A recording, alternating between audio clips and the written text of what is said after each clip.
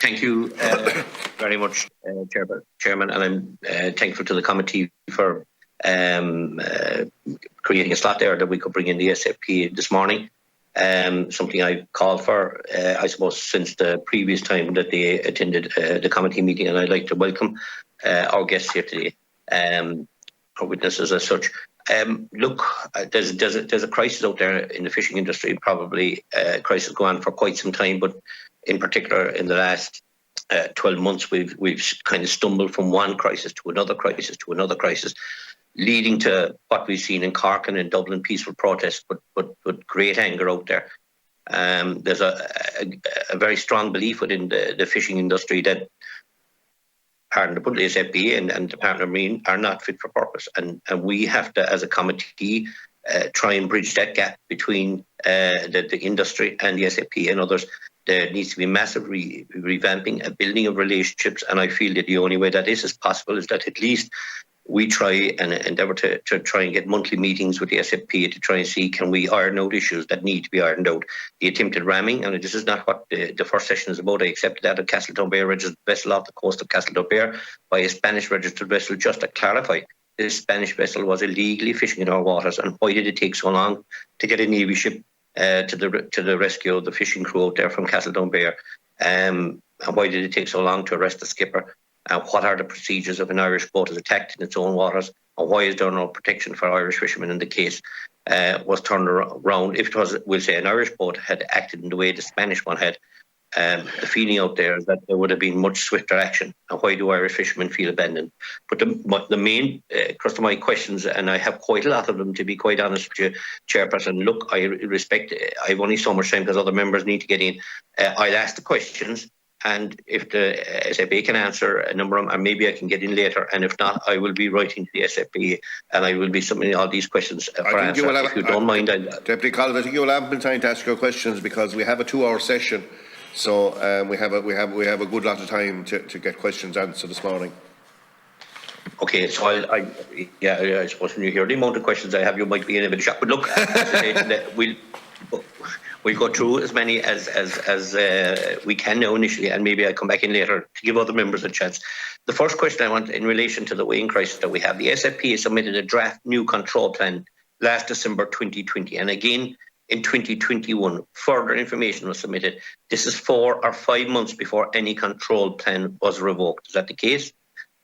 2, what was going on here? The SFP did this without consulting the industry. Never told them at all why.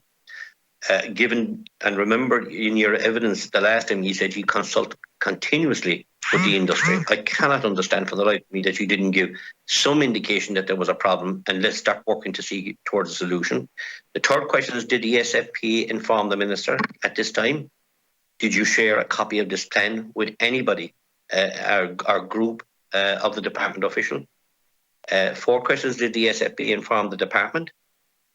The 5th question is, why did the SFPA see the necessity to submit this draft control plan? No evidence anyone asked you to do it.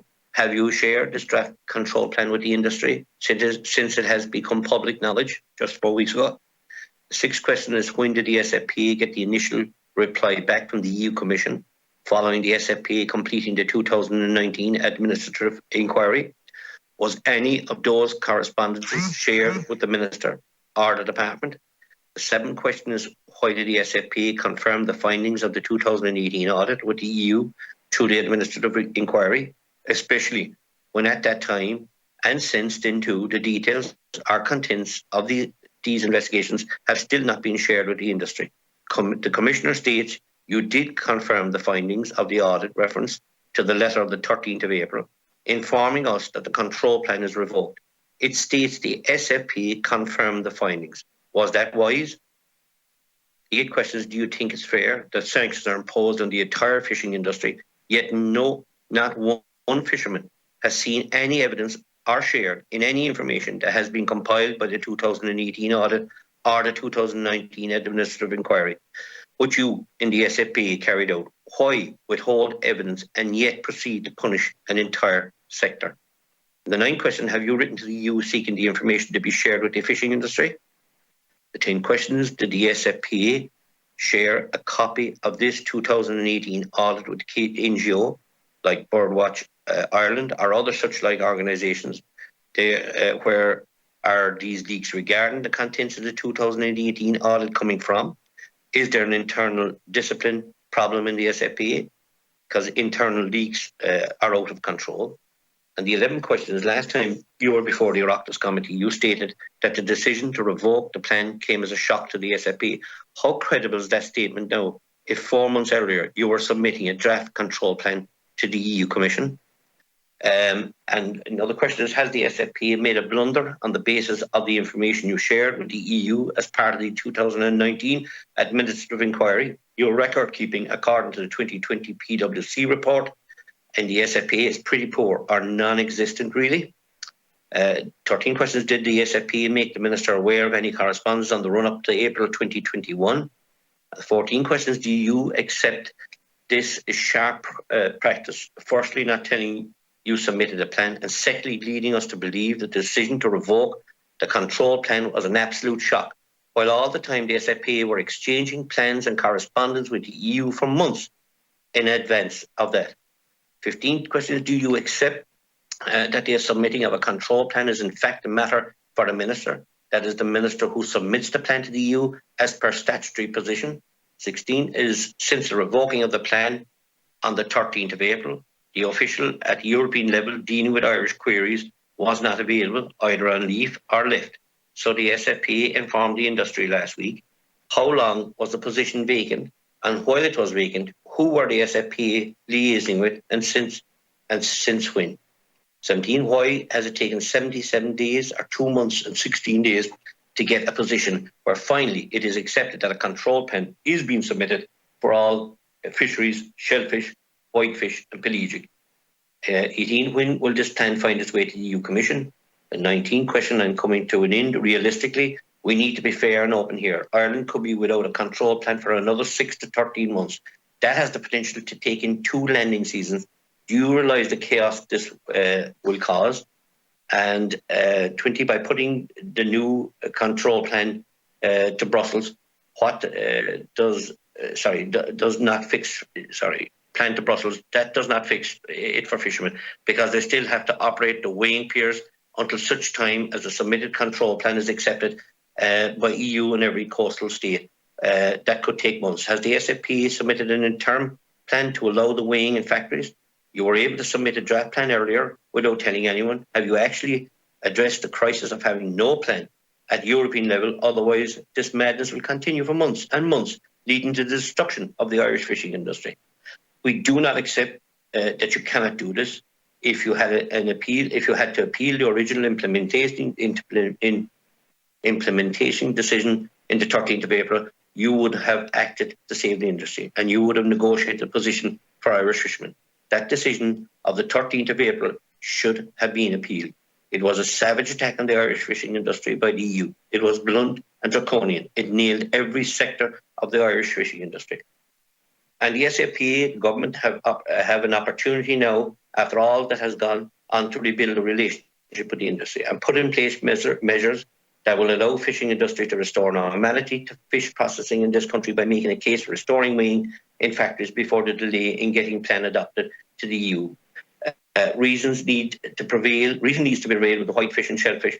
What is asked of them to weigh in the open air is not practical or sensible. And just on the final thing is, on the 4th of June, the SFPA lost a High Court case taken by the industry for the right use of a weighing machine at the Pier of Killybegs, a device which the industry paid for, I might add, costs were awarded against the SFPA that has a potential cost to the state of $500,000 to $600,000. Why was the case allowed go ahead? Justice Simmons found that the SFPA acted unlawfully. That is a damning judgment against the SFPA. Is the SFPA going to internally ask questions of themselves on this issue? And finally, do you believe that as Ireland's chosen competent authority responsible for the implementation of the European Common Fisheries Policy, the regulation of sea fisheries and seafood productions, are able to carry out your duties as the competent authority to protect the quality of seafood, to ensure it is fit for human consumption by providing a health certificate for seafood? And would you agree that the weighing of fish on the pier under your current practice improves or degrades the quality of fish. And thank you, Chairman, for your patience. Okay, Deputy Collins, Dr. Steele, that's been a very comprehensive list of questions asked there.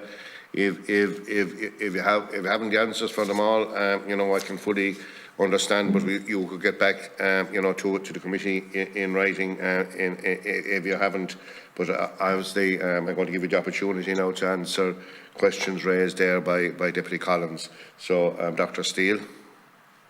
Gaurav Mahagut, thank you. I think I have notes of all of them apart from question 14. So when we get to that one, I might do it. The first one, I suppose, Deputy Collins, is first of all, thank you for the invitation to come back so quickly.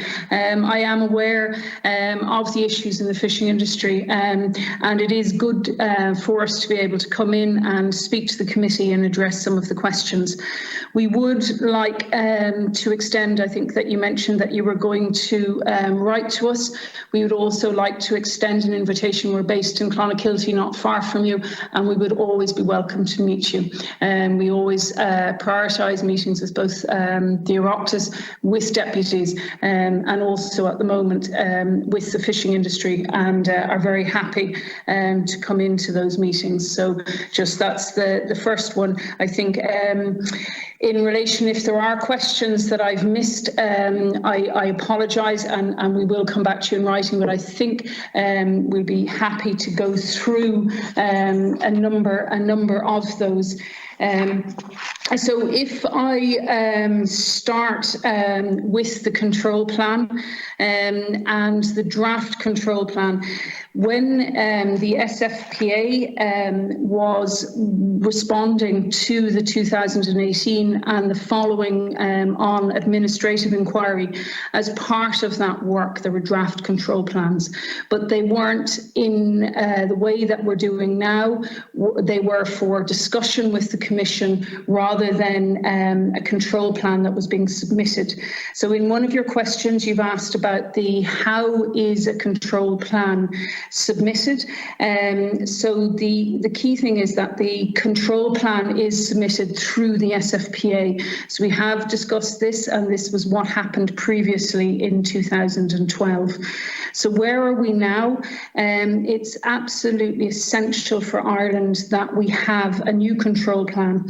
And so the SFPA, following from the revocation of the control plan, prioritised first of all, working with the industry to bring into compliance the situation of the weighing at landing, and then the working on control plan submission. So initially we drafted and went for public consultation, which ended on June the 18th, for a control plan that excluded, that covered all of demersal landings and actually excluded pelagic landings. The decision to consult without pelagic landings was undertaken as they are the risk scenarios singled out for enhanced controls within the Commission implementing regulation. The intention was to submit the control plan in order to deal with the current issues which are being experienced by the demersal fishers with weighing prior to transport.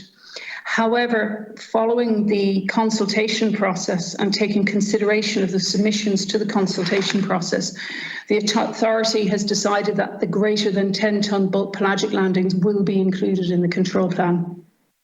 So the SFPA is prioritising the development of a revised plan that acknowledges the specific risks that have been identified and led to the Commission's decision to revoke the previous plan and provide enhanced controls. This will not be fast. However, the Commission and the Ireland desk are going to work with us on the reviews, and we will be working closely with them to ensure the plan provides the assurances they require to minimise the risk of systematic manipulation of weighing pelagic catches in Ireland and under declaration of catches by operators that are highlighted in their decision to revoke the plan. We are prioritising this. We are aiming for submission as soon as possible. The the Commission review time will be a minimum of 10 weeks following the submission of the documents. So as you say, we are looking at a pelagic fishery and the ongoing fisheries for the demersal without a control plan. So there is a pelagic working group working with the SFPA to look at the practicalities that are going forward. So that is in answer to question 1 in relation to the administrative inquiry and to the questions that you asked on who we informed and who we shared the information with.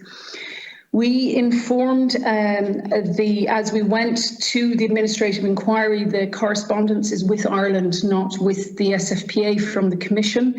So the Department and the Minister were aware of the status of the administrative inquiry, and the responses to the administrative inquiry have been sent as well to the Department. We had informed the industry in consultative committee and in other meetings that we had that we were meeting with them and that there were significant concerns being raised as part of the administrative inquiry and of the audit. So those are in response to your questions 1 to 5. In relation to the sharing of the audit and the audit findings, we've put it in our opening statement. We said it in the last time that we were in front of the committee.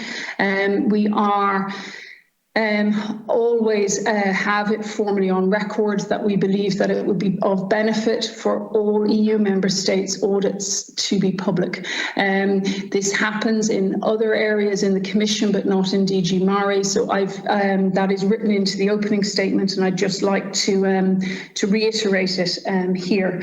However, we will be following in with the Commission on this, and the responses for the audit and the audit from the Commission is their material, so we won't be sharing it until the Commission share it.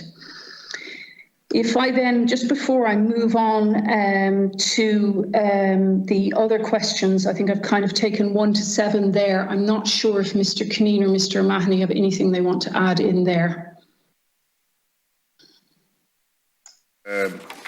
Andrew or Michael, do you want to come in on that? Yeah. Thank you, Chairman. This is Andrew Kineen here. Deputy Collins, there's a lot of questions there you've offered to us, and we've taken note of them. Just to repeat the invitation to yourself and other members of the committee, you will be aware that Section 68 of the Sea Fisheries and Maritime Jurisdiction Act is explicit with regard to the duty the authority has to account for its performance, the performance of our functions to the committee. And we're happy to engage with you at any time and at any level to hear your concerns or to hear what you might wish to offer us on how we might do our job better. So just to reiterate that there's a statutory basis for our relationship. We like to show the committee every respect in terms of our attendance here, and we feel it as a privilege to have an opportunity to put our position on different matters on the record. So we're very happy to engage, and just to confirm what Susan has been saying to you there on that point. There's a lot of issues, and many of them we're aware of through bilateral meetings with industry representatives that are concerning the industry at the moment. You have mentioned the public and peaceful protests conducted by the industry in terms of getting public recognition for the many pressures they have, and some of them are wider than our remit, but I think very much part of that has been their concerns coming out of the issues with the control plan and the absence of a control plan currently having that in place. We are doing everything we can in terms of having a credible, and this is very important that it is credible, control plan to present to the Commission as quickly as possible.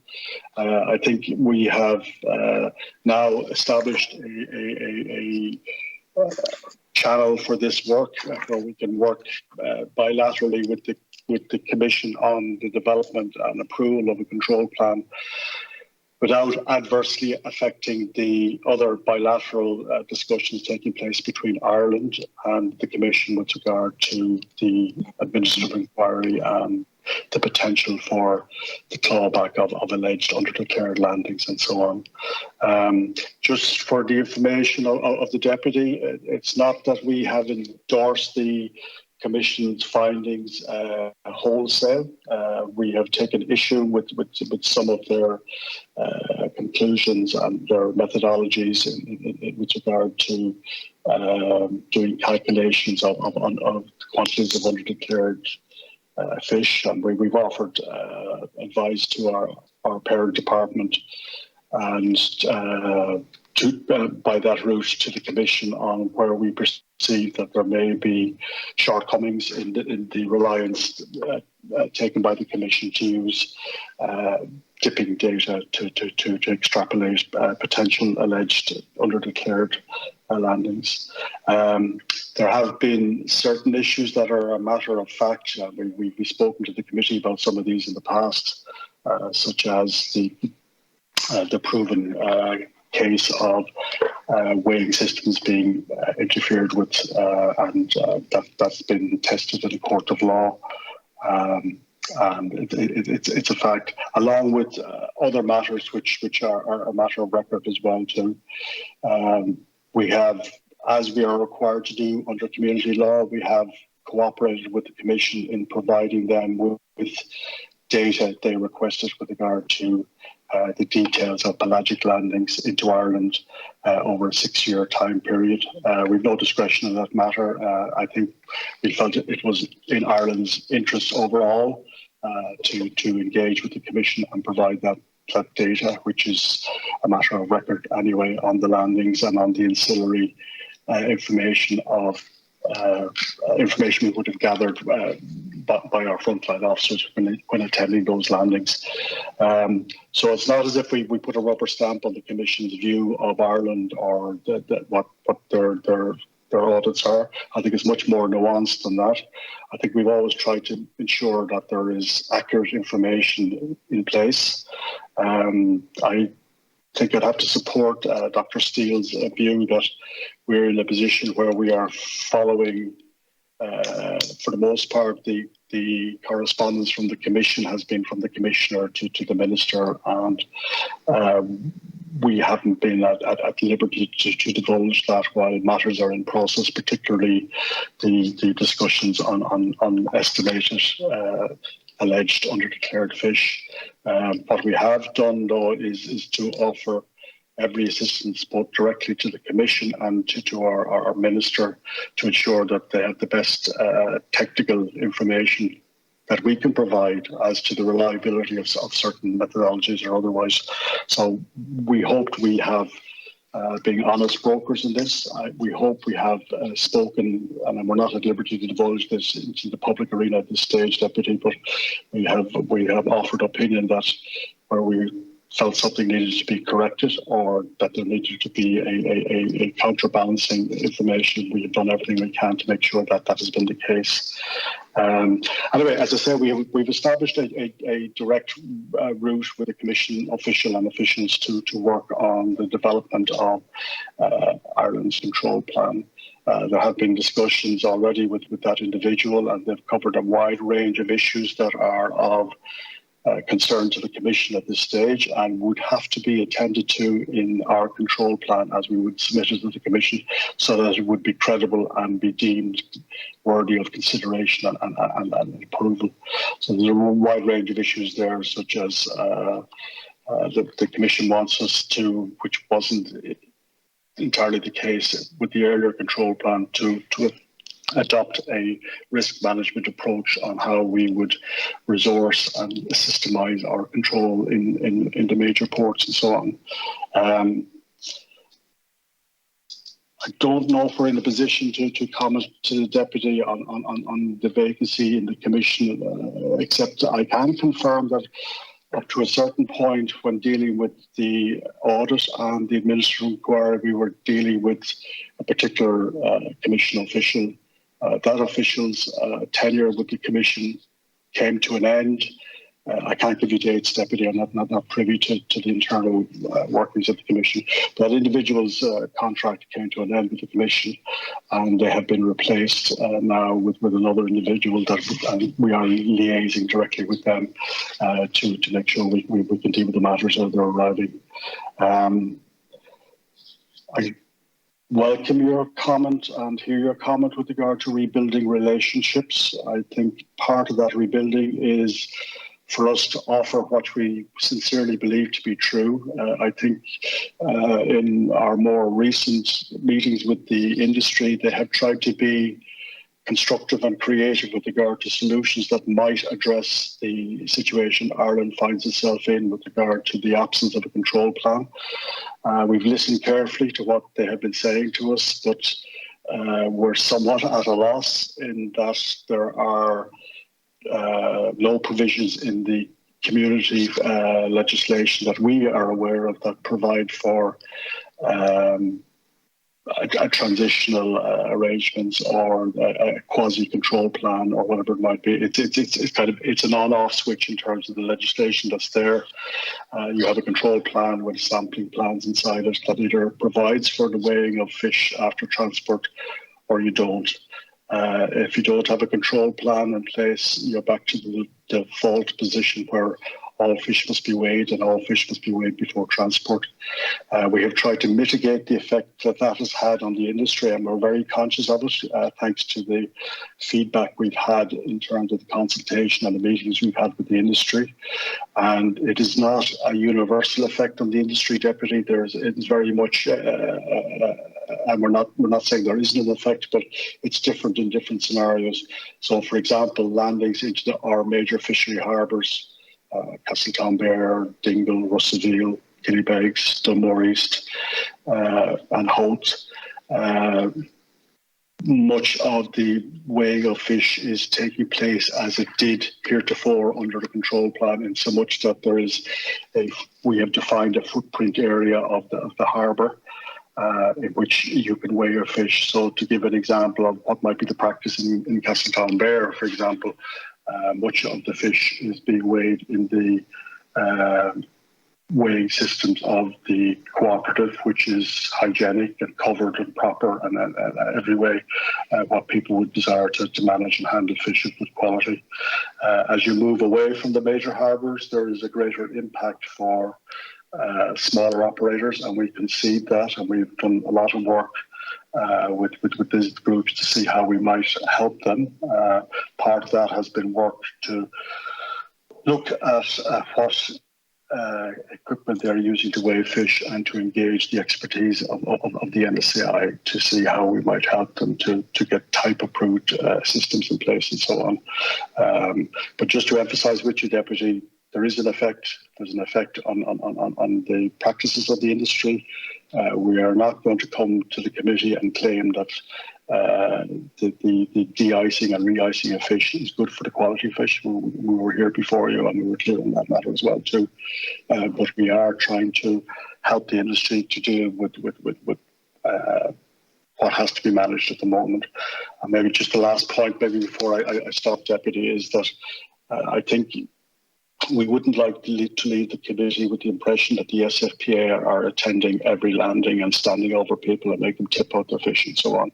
That's not the way we're doing our business. In fact, we've tried to adopt a supportive and a de-escalated approach, given the suddenness of these arrangements having to come into place on foot of the Commission's decision to rescind Ireland's control plan. I'll leave it there, Deputy. I'm sure we'll come back on these matters again as we speak. Yeah. Thank you very much. Dr. Steele, you looked to get out. I was going to move on to the next witness, but okay, Dr. Steele. So apologies, I had only done questions 1 to 8, so there's a number of questions that are outstanding. So Mr. Kineen has come in on some of them, but I might just, there's a few, if it's okay, that I would like to address. Yeah. On question 8, the question was in relation to the administrative inquiry and whether or not, due to the way that the language is, it looks like we agreed, just to state for the record, that the agreement was through the information that was provided, which was substantial information to the Commission rather than an agreement by the organisation. It's a discussion we've had many times with industry, but just to be aware that that's the language.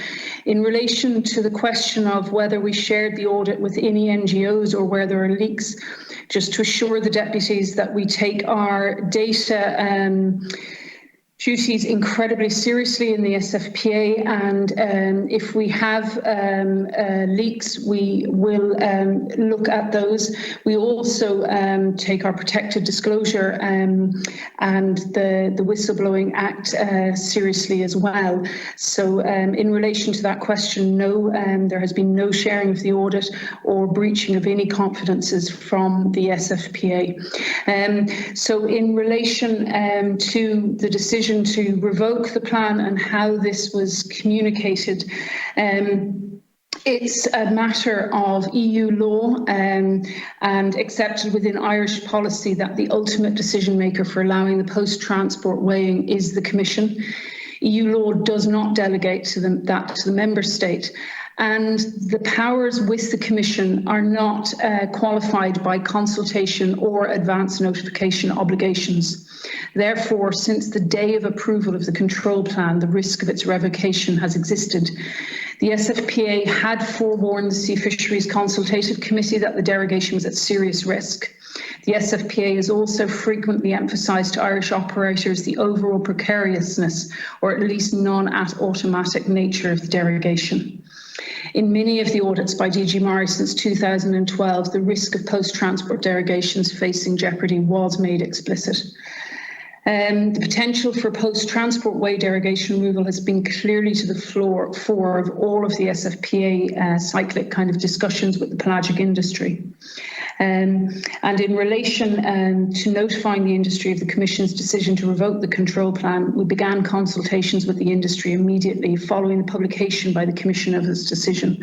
And we just asked the Oireachtas to understand that as a regulator, we operate with what regulations are there and decisions that are there, not in a speculative nature in relation to it. In relation to, I think that covers a number of questions, to question 12 in relation to the PwC report. The SFPA, as with all state agencies, is subject to periodic critical review under the Code of Governance, and the SFPA carried out a comprehensive review of the organisation in 2019. It was the first review of its kind of the SFPA, and it recognised the significant changes that have taken place since the establishment of the organisation in 2007 in terms of the expansion of both our remit and the scale of the organisation. The SFPA has grown from an organisation with 77 people and a budget of less than 11 million in 2015 to 24.8 million in 2021 with current staff numbers of 155. The PwC report and its recommendations provide a clear path for the changes that are required to ensure that the organisation can effectively and efficiently deliver on our remit. And in order to work with that, we have set up an advisory board who've been meeting with the authority monthly, and we've appointed a Director of Transformation who came before the committee at the last meeting in order to meet them. And there has been significant progress made on many of the items that have been raised in the review. There was a number of questions in relation to the control plan and the submitting and the desk vacancy in the EU. I think Mr. Cunneen has taken them all very well. I think, again, the relation of building the relationships with the industry and the ongoing discussions with them, just to ensure the committee that there has been meetings and working groups with the industry. The other significant question is in relation to the interim plan, and can we submit a draft plan? I think, Deputy Collins, that it's you were explaining your frustrations with it. but it's just to be very clear that we've no authority in EU or national law to derogate in any way or put in place transitional arrangements. And we are aware that we face criticism for doing so. We are a regulatory authority and we are agents of the state who implement what's on the statute book, and we have no way to derogate from this. We have been working in relation to weighing on landing, as Mr. Cunneen explained, to put in the description of where weighing on landing occurs, and that has, in some ports and piers, led to an ease in and good working arrangements. We are very conscious that for some of the islands and for some of the rural ports that there has been significant changes. We are working very, very hard to rebuild the relationship with the industry and also with the Commission. The SFPA has to work hard to rebuild the relationship with the Commission following from the findings of the audit and the administrative inquiry and the concerns that have been there over pelagic weighing. And the final question that I have noted here, and apologies, Deputy Collins, because there was quite a list, and again, as offered, I am very, very happy to meet with you at any point, and we will go back over this and just make sure we go back to the committee in writing if I've missed anything. In relation to the High Court case, the SFPA are committed to implementing the decision of the court. As the regulator, we support the correct weighing of catches regardless of where this takes place, where we can have confidence in the accuracy of the certified weighing systems being used, mindful of learnings from past experience. The approval process has been worked through. I believe it's been communicated to industry, and we'll be working through that as quickly as possible. In relation to the case and to the details of it, the judgment is available for anybody to read, and I won't go into the full details of it here because I am aware that there are other deputies that want to come in. I'm not sure if there's anything else that I've forgotten there from the significant list of questions. We can come back to Deputy Collins if we have time.